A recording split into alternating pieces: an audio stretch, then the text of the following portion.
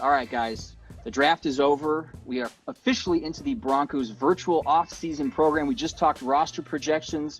What's left? Cecil, I'll start with you. What else do the Broncos need to address this offseason? Yeah, and when you look at what's out there, what they didn't necessarily address that we all kind of were waiting for, one was inside linebacker, like I mentioned, and going with KJ Hamler, not someone like a Logan Wilson or another inside linebacker from this draft class. So that's a spot where you go, okay, let's see the competition there. Todd Davis, the veteran, Alexander Johnson, up and coming talent there. Let's see what other type of competition they can have at that spot.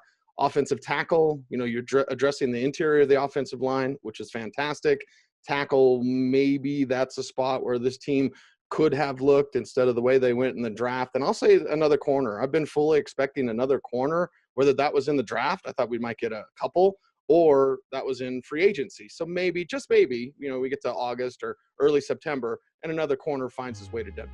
I agree with the cornerback. They went into this draft saying they were fine at tackle. Regardless of what the outside noise said, they thought they were fine at tackle.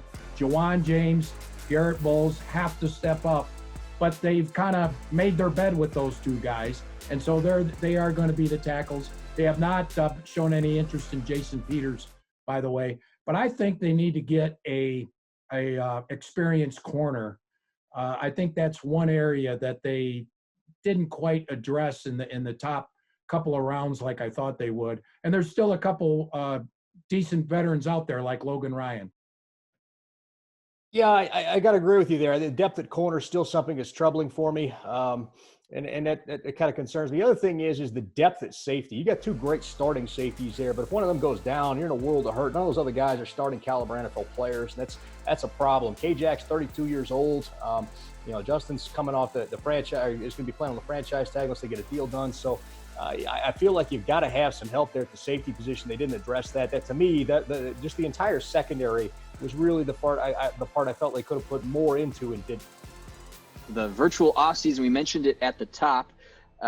This is going to be a new experience for everybody, including the players. What storyline will you guys be watching for the most here as we begin the virtual offseason? Mike, I'll start with you. Well, I think it's just about, Drew Lock getting him as much up to speed as possible in a classroom setting with Pat Shurmur and Mike Shula. I think that's really probably the key. There's some questions how much it's worthwhile. I mean, Sean Payton punted the whole thing, said show up in July in shape. I understand that feeling, but the reason why the Broncos are going forward with this for the next 3 weeks, I think, is because of Drew Lock and Pat Shurmur. Yeah, I'm the same. How these receivers incorporate with this offense, Drew Lock, the new offense with all eyes are on the offense. Denver's known for the D. It's been known for the D for a long time, and that's why the city starts with the letter for right there off the top. But it's about the offense. Can the offense catch up? Is this the year it turns back around? The pendulum swings the other way, and they're not just out there winning close ones 17-15. Or are they putting it on people? You win in 28-14. You win in 31-14. You're able to put it on teams. That's a storyline to me. Yeah, just like the draft, this entire offseason, virtual or otherwise, is all about Drew Lock. And Sean Payton can punt because he's got a veteran team for the most part.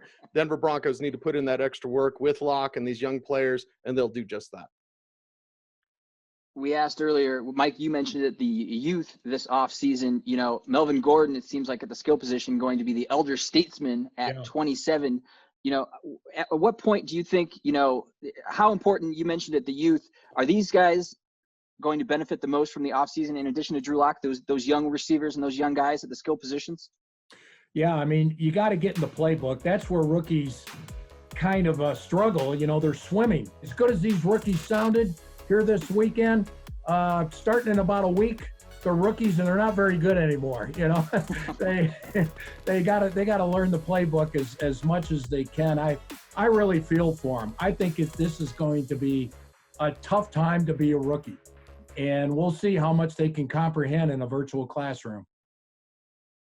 Yeah, I felt like you go back and look at the lockout season. I think Cecil mentioned that before. Last time we really had this kind of situation, it really took about week 6 for teams to gel and hit their stride and get back into things because of that. So that could be a big time roadblock for this otherwise promising offense. Yeah, hopefully this team's able to get off to a hot start at the beginning, because in the AFC West, this division just got tougher with the Raiders and a little bit of a crazy draft, in my opinion.